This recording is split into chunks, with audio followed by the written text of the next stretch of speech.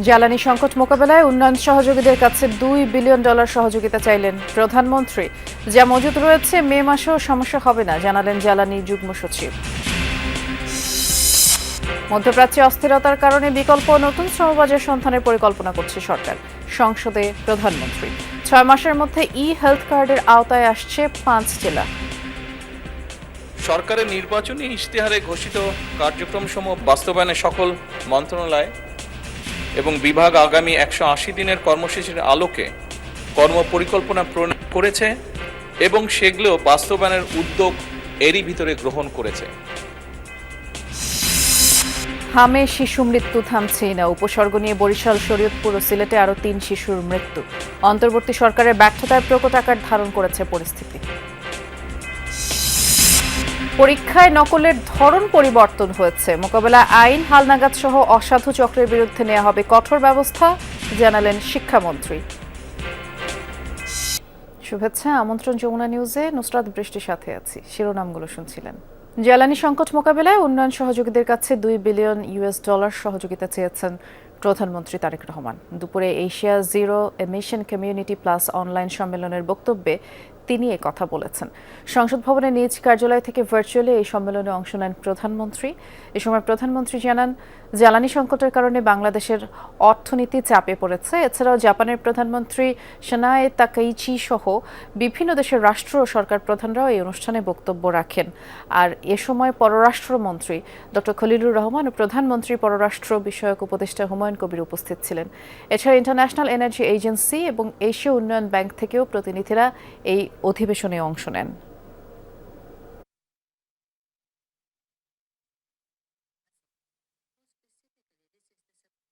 Immediate support of the most vulnerable countries must be at the top of our collective agenda. In this regard, Bangladesh is seeking to mobilize $2 billion from development partners to meet our immediate energy needs and safeguard our economic stability. We urge the international community to respond swiftly and positively to this call. জ্বালানি তেলের বর্তমান মজুদ অনুযায়ী শুধু এপ্রিলই নয়, মে মাসেও কোনো ধরনের সমস্যা হবে না বলে জানিয়েছেন জ্বালানি বিভাগের যুগ্ম সচিব মনির হাসান চৌধুরী। দুপুরে সচিবালয়ে এক ব্রিফিংয়ে তিনি বলেছেন, দেশে ডিজেল মজুদ আছে 1,01,385 টন, অকটেন মজুদ আছে 31,821 টন, পেট্রোল 18,211 টন, এছাড়া জেট ফুয়েল 77,546 টন মজুদ আছে। জানিয়েছেন, প্রতি মাসে জ্বালানির দাম সমন্বয় করা হয়, এপ্রিল মাসেও করা হয়েছে। আগামী মাসে কেমন দাম হবে তা পরিস্থিতি বিবেচনা করে সিদ্ধান্ত হবে। দাবি করেন, রাজধানীর বাইরের ফুয়েল স্টেশনগুলোতে অতিরিক্ত ভিড় নেই, কোনোভাবেই সরবরাহ কমানো হচ্ছে না। গত বছর একই সময় যে তেল ফুয়েল পাম্পে দেওয়া হয়েছে, এবছরও সমপরিমাণের জ্বালানি দেওয়া হচ্ছে। ইস্টার্ন রিফাইনারির জন্য মার্চ মাসেও ক্রুড অয়েল আনা সম্ভব হয়নি এবং চলতি মাসের শেষে বা মে মাসের শুরুতে সৌদি আরব থেকে ক্রুড অয়েল আসবে। অকটেন উদ্ধার হয়েছে 39,000। আমাদের এপ্রিল মাস তো বটেই, ইনশাল্লাহ মে মাসেও কোনো সমস্যা নেই। বিভিন্ন উৎস থেকে এটুকু মোটামুটি নিশ্চিত করেছি, ফলে আপনাদেরকে আশ্বস্ত করতে পারছি আপনাদের মাধ্যমে আমাদের ইনশাল্লাহ আগামী 2 মাসে কোনো জ্বালানি সংকট নেই। জেলা লেভেলে এই প্রবলেমটা এতটা অ্যাকিউট না, যেটা আপনারা ঢাকা শহরে যে লাইনটা দেখেন। তো ঢাকা শহরে যেটা হয়েছে, আমি শুরু থেকেই বলছি যে আমরা বোধহয় বোঝাতে পারছি না যে প্যানিক বাইং এর প্রয়োজন নাই। মধ্যপ্রাচ্যের চলমান সংঘাতকে কেন্দ্র করে রাজধানীতে জ্বালানি তেলের সংকট আরও প্রকট হয়ে উঠছে। বিশেষ করে পহেলা বৈশাখের ছুটির পর আজ পরিস্থিতি আরও তীব্র আকার ধারণ করেছে। গতকাল পহেলা বৈশাখ উপলক্ষে ডিপোগুলোতে একদিনের জন্য তেল সরবরাহ বন্ধ ছিল, যার ফলে চাহিদা অনুযায়ী জ্বালানি না পাওয়ায় আজ সকাল পর্যন্ত রাজধানীর অধিকাংশ পাম্পেই জ্বালানি নেই। আর সংশ্লিষ্টরা জানান, সকাল 8:30 থেকে আবারও ডিপো থেকে তেল সরবরাহ শুরু হয়েছে, যা পাম্পে পৌঁছাতে দুপুর হয়ে যায়। আর পরিস্থিতি পুরোপুরি স্বাভাবিকে বিকেল গড়াবে বলা হয়েছিল। এদিকে তেল না থাকায় অনেক পাম্পে দীর্ঘ লাইনে অপেক্ষা করছেন গাড়ি চালকরা। পরিস্থিতি সামাল দিতে পাম্পগুলো থেকে গ্রাহকদের নির্ধারিত সময়ে জানিয়ে দেওয়া হচ্ছে। কাজকর্ম তো কিছু থাকে, কাজকর্ম কখন করব, তেল কখন নিব বলেন, যে অবস্থা। কিছু আছে ভাই ব্যবসায়ী, ওরা প্রতিদিন আসে ভাই, প্রতিদিন এসে তেল নিয়ে যায়। সবাই যদি সিরিয়াল ভাবে তেল দিতে আসে, তাহলে সিরিয়াল ভাবে যদি তেল নিই, তাহলে আমরা তেলগুলো ভালোভাবে পাবো। তেলের পাম্পে যে এত বড় একটা লাইন, সেই লাইনের ক্ষেত্রে এই জ্যামগুলো বেঁধে রয়েছে। যেখানে যেখানে যে পেট্রোল পাম্প আছে ওখানেই যে জ্যাম, প্রচুর জ্যাম। মধ্যপ্রাচ্যে অস্থিরতার কারণে বিকল্প নতুন শ্রমবাজার সন্ধানের পরিকল্পনা করছে সরকার। মালয়েশিয়া, থাইল্যান্ডে শ্রমবাজার উন্মুক্ত করার কাজ চলছে। লিখিত প্রশ্নোত্তরে প্রধানমন্ত্রী জানান, সশস্ত্র বাহিনীকে রাজনৈতিক বিতর্কের ঊর্ধ্বে রাখতে চায় সরকার। বৈশ্বিক অনলাইন পেমেন্ট সেবা পেপ্যাল চালু করতে একটি কমিটি গঠন করা হয়েছে। এদিকে চিফ হুইপ জানিয়েছেন, সংবিধান সংশোধন ও সনদ বাস্তবায়নে সরকারি ও বিরোধী দলের ঐকমত্য দরকার। বর্তমান সরকারের ইশতেহারে বুধবার সংসদ অধিবেশনের শুরুতেই প্রধানমন্ত্রীর প্রশ্নোত্তর পর্ব। প্রাথমিক শিক্ষা উন্নয়ন কর্মসূচি সরকার শুরু করতে যাচ্ছে। এতে যোগ দিয়ে প্রধানমন্ত্রী তারেক রহমান জানান, ১ জুলাই থেকে শুরু হচ্ছে ৫ বছর মেয়াদী পঞ্চম প্রাথমিক শিক্ষা উন্নয়ন কর্মসূচি। বলেন, আগামী ৬ মাসের মধ্যে হেলথ কার্ডের আওতায় আসছে ৫ জেলা। দলের কমিটমেন্ট হচ্ছে এই দেশের মানুষের প্রতি, মাননীয় স্পিকার। এই দলের কমিটমেন্ট হচ্ছে এই বাংলাদেশের প্রতি। যে ম্যানিফেস্টো ছিল, সেখানে যেরকম আমরা শিল্প যারা আছেন তাদের জন্য যেরকম পলিসি গ্রহণ করেছি, একইভাবে খেটে খাওয়া মানুষ তারা কিভাবে ধীরে ধীরে তাদের জীবনযাত্রা মান উন্নয়ন করতে পারে, সেজন্য আমরা বিভিন্ন রকম পলিসি গ্রহণ করেছি। আরেক প্রশ্নের জবাবে কুয়াকাটা পায়রা ঘিরে পর্যটন পরিকল্পনা ও দেশে পেপ্যাল এর কার্যক্রম চালু করতে একটি কমিটি গঠনের কথা জানান প্রধানমন্ত্রী। তুলে ধরেন ২০,০০০ কিলোমিটার খাল ও নদী খনন এবং পুনঃ খনন লক্ষ্য। সামুদ্রিক সম্পদ, মৎস্য, পর্যটন এবং পরিবেশ সংরক্ষণের মধ্যে সমন্বিত ভারসাম্য প্রতিষ্ঠা এবং সুনীল অর্থনীতি টেকসই ও দীর্ঘমেয়াদী উন্নয়ন নিশ্চিত করার লক্ষ্যে প্রয়োজন হলে ২০২৬-২৭ অর্থ বছরে প্রাতিষ্ঠানিক কাঠামো গড়ে তোলার বিষয়টি সক্রিয় বিবেচনাধীন রয়েছে। প্রধানমন্ত্রী লিখিত উত্তরে বলেন, সশস্ত্র বাহিনীকে রাজনৈতিক বিতর্কের ঊর্ধ্বে রাখবে সরকার। অধিবেশন শেষে গণমাধ্যমের সাথে কথা বলেন চিফ হুইপ নুরুল ইসলাম মনি। আশা করেন সংবিধান সংশোধন ও জুলাই সনদ বাস্তবায়নে সরকারি ও বিরোধী দল ঐকমত্যে পৌঁছাবে। এই দেশের রক্ষার যে মূল দায়িত্ব পালন করে তার সশস্ত্র বাহিনী যদি পলিটিসাইজ করা হয়, তাকে যদি পলিটিক্সের মধ্যে অন্তর্ভুক্ত করা হয়, তাহলে হয় কি, একটা দলের একটা গোষ্ঠীর কাজ করে, তখন দেশের কাজ করতে পারে না।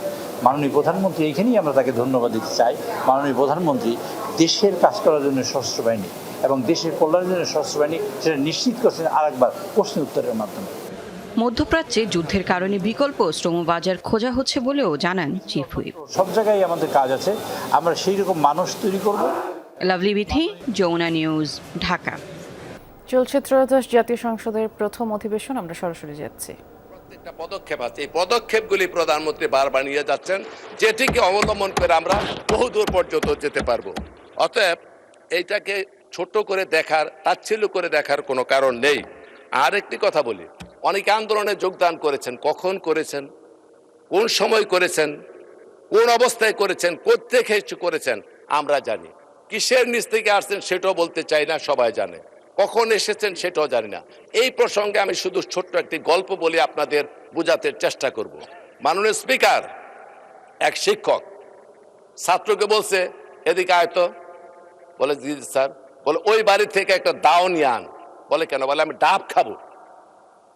দাওটা নিয়ে আয়, দাওটা কেটে ডাব খাবো। তখন বলে, স্যার, এখন যদি ডাব কাটার জন্য ওই বাড়ি থেকে দাও নিয়ে আপনার দিকে আসি, মানুষ মনে করবে শিক্ষকের দিকে দাবিত হচ্ছে দাও নিয়ে, বেয়াদব করবে, মানুষ বুঝতে পারবে না এই দাও আমি কেমনে আনি। তখন বলতেছে, ঠিক আছে তুই আমি আনি। দাওটা শিক্ষক গিয়ে নিয়ে আসলো। আসার পরে বলে, এখন গাছের উপর উঠে নারিকেল পেরে আমার ডাবটা খাওয়া। বলে, স্যার, এত বেয়াদব আমি শিখেছি, আপনি গাছের নিচে দাঁড়ায় থাকবেন আর মাথার উপরে আমি দাও নিয়ে উঠবো, মানুষ করবো শিক্ষক দাঁড়িয়েছে নিচে, ছাত্র উঠছে উপরে মাথার উপরে। এটা স্যার সম্ভব না, এটাও ঠিক না। বলে, ঠিক আছে, এটাও মানলাম। এখন জাতীয় সংসদ অধিবেশন চলছে, সরাসরি দেখছিলেন আপনারা। হামের উপসর্গ নিয়ে বরিশাল, শরীয়তপুর, সিলেট ওসমানী মেডিকেলে আরও 3 শিশুর মৃত্যু হয়েছে, নিয়ে সিলেটে প্রাণ গেল 4 জনের। 24 ঘন্টায় রাজশাহী মেডিকেল কলেজ হাসপাতালে নতুন করে 24 জন রোগী ভর্তি হয়েছে। চিকিৎসা শেষে বাড়ি ফিরেছে 14 জন। আর উপসর্গ নিয়ে হাসপাতালটিতে বর্তমানে চিকিৎসাধীন 164 জন। রাজশাহী বিভাগ ছাড়াও ময়মনসিংহ, বরিশাল, চট্টগ্রাম, সিলেট, খুলনা বিভাগেও হামাক্রান্তের সংখ্যা বাড়ছে। কোথাও কোথাও হাসপাতালে ওয়ার্ডের বাইরে রেখেও চিকিৎসা দেওয়া হচ্ছে রোগীদের। এতে করে সংক্রমণ ঝুঁকি বাড়ছে। আর হামের প্রকোপ না কমায় অভিভাবকদের মাঝে উদ্বেগ বাড়ছে। এদিকে দেশের 4 সিটি কর্পোরেশন 30 উপজেলায় হামের বিশেষ টিকাদান কর্মসূচি চলছে। সোমবার 20 এপ্রিল থেকে সারা দেশে এই কর্মসূচি শুরু হবে। অন্তর্বর্তী সরকারের সময় পরিকল্পিতভাবে মব সন্ত্রাস হয়েছে বলে অভিযোগ করেছেন প্রধানমন্ত্রীর তথ্য উপদেষ্টা ডাক্তার জাহিদুর রহমান। আর সেসব ঘটনা খতিয়ে দেখা হবে। সম্প্রতি মব সৃষ্টি করে কুষ্টিয়া এক কথিত পীরকে হত্যার ঘটনায় সরকারের ব্যর্থতা ছিল বলেও তিনি স্বীকার করেছেন।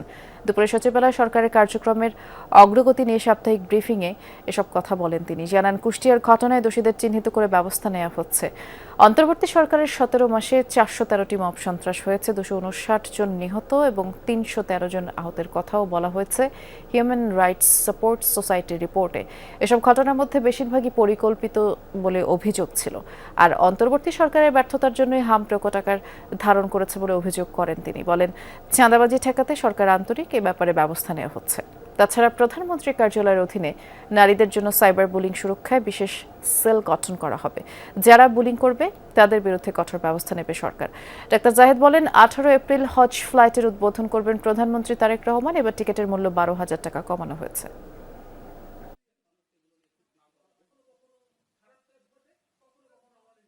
কুষ্টিয়া একটা মর্মান্তিক ঘটনা ঘটেছে, এটা নিয়ে কি আপনি সরকারকে ব্লেম করতে পারেন না? You can do that. দিনের শেষে এটা সরকারের দায়িত্ব ছিল এটা ঠেকানো, সরকার ব্যর্থ হয়েছে। এই মবের ইস্যুটা তৈরি হয়েছে আসলে মূলত অন্তর্বর্তী সরকারের সময়। এটাকে ভীষণভাবে প্রশ্রয় দেওয়া হয়েছে। তো আমাদের এক ধরনের প্রবণতা তৈরি হয়ে গেছে যে আমরা চাইলে এগুলো করে ফেলতে পারি। নতুন দীর্ঘমেয়াদী অর্থনৈতিক কৌশল তৈরি করতে চায় সরকার, যেখানে প্রাধান্য পাবে কল্যাণ রাষ্ট্রের ধারণা, সামাজিক সুরক্ষা পাবে যোগ্য ব্যক্তি। আর এমন ভাবনা নিয়ে কাজে নেমেছে জাতীয় পরামর্শক কমিটি। অর্থ উপদেষ্টা জানালেন, 2 মাসের মধ্যে কৌশল চূড়ান্ত করা হবে। পাশাপাশি আগামী 1 বছর খতিয়ে দেখা হবে এডিপিতে থাকা সব উন্নয়ন প্রকল্প।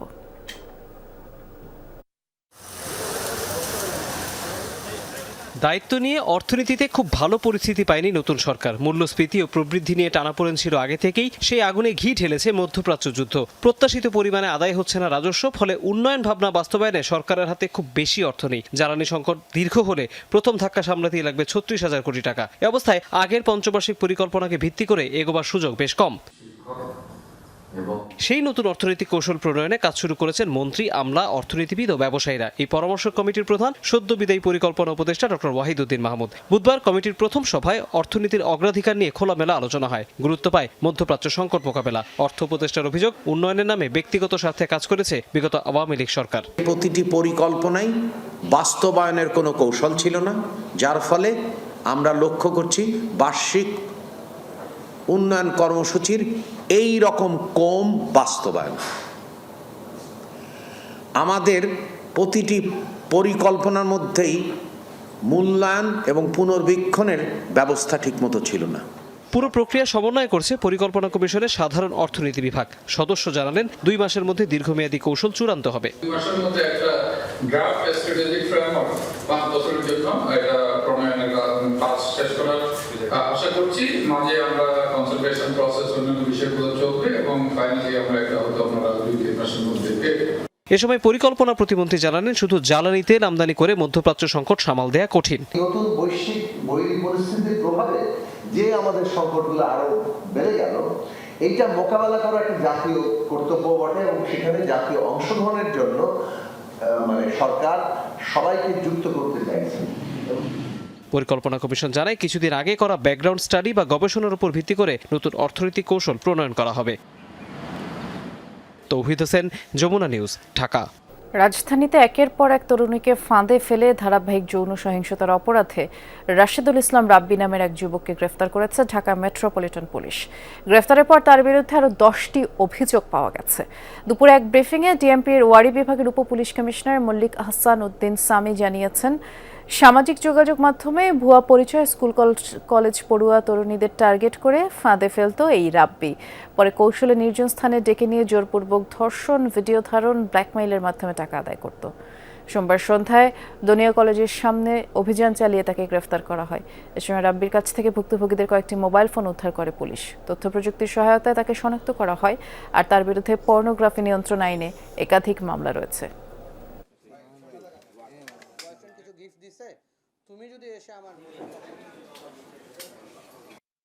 আমরা মামলা অলরেডি 3টা নিছি, এই ধরনের জিডি আছে আমাদের কাছে আরও 4টা। তো সবাই আসে কি মোবাইল হারাইছে এরকম জিডি করতে। মোবাইল হারানোর জিডির সূত্রে এখন যখন ভিকটিম আস্তে আস্তে আইডেন্টিফাই করা গেছে। যারা অভিযোগ করেছেন, যারা ভিকটিম, সবাই মিরপুরের ভিত্তিক। তো আমরা আরও ভিতরে যাওয়ার চেষ্টা করতেছি, দেখতেছি যে আসলে মিরপুর ছাড়া ধরেন এই 2 মাসে সে মিরপুর করছে, অন্য কোথাও এই ধরনের কোনো কাজ করছে কিনা। শাপলা চত্বর হত্যাকাণ্ডে এবার আসামি হচ্ছেন জুলাই অভ্যুত্থানের সময়কার খুনের মামলায় দণ্ডিত সাবেক আইজিপি চৌধুরী আব্দুল্লাহ আল মামুন। হত্যাকাণ্ডে তার সম্পৃক্ততা পেয়েছে ট্রাইব্যুনালের তদন্ত সংস্থা, আর এই তথ্য নিশ্চিত করে চিফ প্রসিকিউটর আমিনুল ইসলাম জানিয়েছেন 2 সপ্তাহের মধ্যে এই মামলার তদন্ত প্রতিবেদন দাখিল করা হবে। 2013 সালে মতিঝিলের শাপলা চত্বরে হেফাজতে ইসলামীর মহাসমাবেশে হত্যাকাণ্ডের ঘটনায় তদন্ত শুরু হয় 5 আগস্টের পর। তদন্তে একে একে নাম আসতে থাকে নেপথ্যের কুশীলবদের।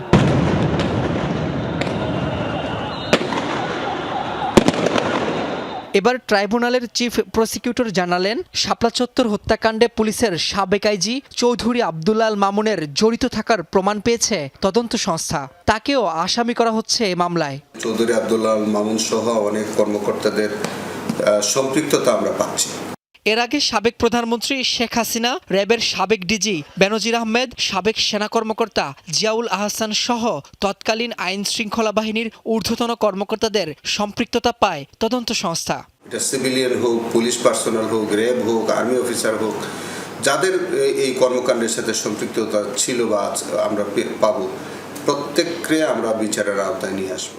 আগামী 2 সপ্তাহের মধ্যে শাপলা চত্বরের নৃশংস হত্যাকাণ্ডের তদন্ত প্রতিবেদন জমা দেয়া হবে বলে জানান আমিনুল ইসলাম। শাপলা চত্বরের একটা ইন্ডিভিজুয়াল ঘটনা, সেখানে আলাদা কমন সুপিরিয়র রেসপন্সিবিলিটি আছে। রাব্বি হোসেন, যমুনা নিউজ, ঢাকা। পরীক্ষা ব্যবস্থায় নকলের ধরন পরিবর্তন হয়েছে, আর তা মোকাবেলায় আইন হালনাগাদ সহ অসাধু চক্রের বিরুদ্ধে কঠোর ব্যবস্থা নেওয়ার কথা জানিয়েছেন শিক্ষামন্ত্রী এহসানুল হক মিলন। আসন্ন এসএসসি ও সমমান পরীক্ষা নিয়ে সিলেটে কেন্দ্র সচিবদের সাথে মতবিনিময় সভায় অংশ নিয়ে মন্ত্রী বলেছেন, মামলার কারণে আটকে যাওয়া 32,000 প্রধান শিক্ষক নিয়োগ সংক্রান্ত জটিলতা দ্রুত নিরসন করা হবে। এছাড়া শিক্ষক স্বল্পতা পূরণে নতুন নিয়োগ না দেওয়া পর্যন্ত আউটসোর্সিং এর মাধ্যমে সমস্যা সমাধানের কথা ভাবছে সরকার, এমনটিও জানিয়েছেন শিক্ষামন্ত্রী এহসানুল হক মিলন। এবং এই পূর্ণভূমি সিলেটের 17 বছর পরে তিনি আবার নকল বলতে দেখা যায় যে ছাত্রছাত্রীদের মধ্যে ইনভলভ নাই, এর মধ্যে প্রাতিষ্ঠানিক ইনভলভ রয়েছে, সংঘবদ্ধ লোকরা রয়েছে, সেগুলিকে এই আইনে আয়তায় নিয়ে আসতে হবে, তাদের পানিশমেন্টের ব্যবস্থা করতে হবে। সেইভাবে আমরা আইনকে উপযোগী করছি। নড়াইলের কালিয়া উপজেলায় নকশা জটিলতায় 8 বছরেও শেষ হয়নি নবগঙ্গা নদীর উপরে বারুইপাড়া সেতুর কাজ। তাই প্রতিদিন ঝুঁকি নিয়ে ট্রলারে করে নদী পারাপার হচ্ছে মানুষ। সেতু নির্মাণে এমন ধীর গতিতে ক্ষুব্ধ চলাচলকারীরা অবশ্য দ্রুতই কাজ সম্পন্ন করার আশ্বাস দিয়েছে সড়ক বিভাগ। নড়াইল শহর আর কালিয়া উপজেলাকে আলাদা করেছে এই নবগঙ্গা নদী। দূরত্ব ঘোচাতে 2018 সালে নদীর ওপর 1.5 বছর মেয়াদে সেতু নির্মাণ কাজ শুরু করে সড়ক ও জনপথ বিভাগ। তবে 8 বছরে শেষ হয়েছে 80% কাজ। 65 কোটি টাকার চুক্তিতে কাজটি শুরু করে ঠিকাদার প্রতিষ্ঠান মেসার্স জামিল ইকবাল অ্যান্ড মঈনুদ্দিন বাসী কনস্ট্রাকশন কোম্পানি। 2019 সালের জুনে নির্মাণ কাজ শেষ হওয়ার কথা থাকলেও কাজ হয় মাত্র 23%। এরপর 3 দফায় মেয়াদ বাড়ানো হয়। অগ্রগতি না হওয়ায় প্রতিষ্ঠান পরিবর্তন করে বাকি কাজ দেয়া হয় Concrete and Steel Technologies Limited নামের একটি ঠিকাদারি প্রতিষ্ঠানকে।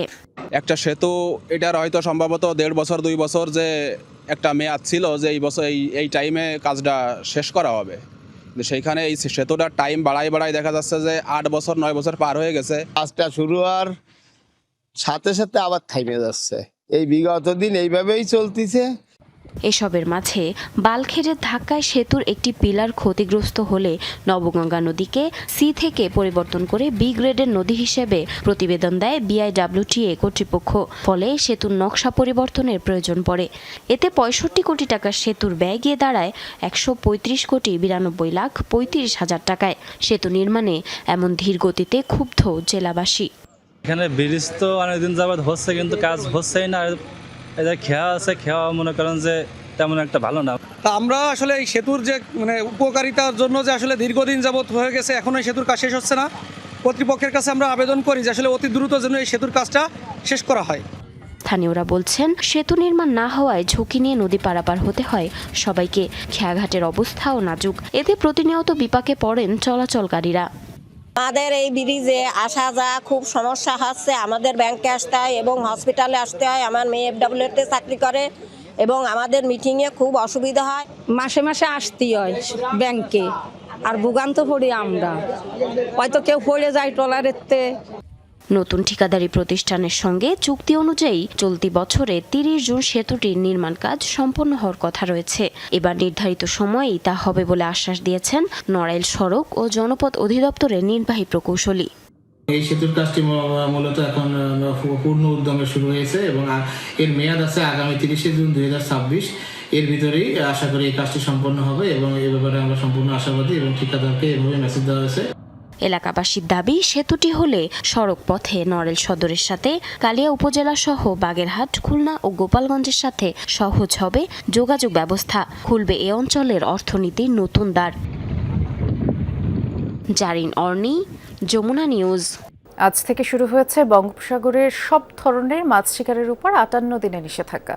ইতিমধ্যে ভোলার ৭ উপজেলার জেলেরা সাগর থেকে ফিশিং বোট সহ মাছ শিকারের সকল উপকরণ নিয়ে তীরে ফিরে এসেছেন।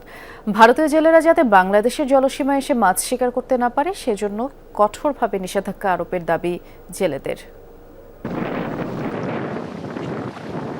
৫৮ দিনের জন্য বন্ধ মাছ ধরা, তাই সাগর থেকে একে একে ফিরছে ফিশিং ট্রলার। জাল, নৌকা আর সরঞ্জাম গুছিয়ে তীরে উঠেছেন জেলেরা।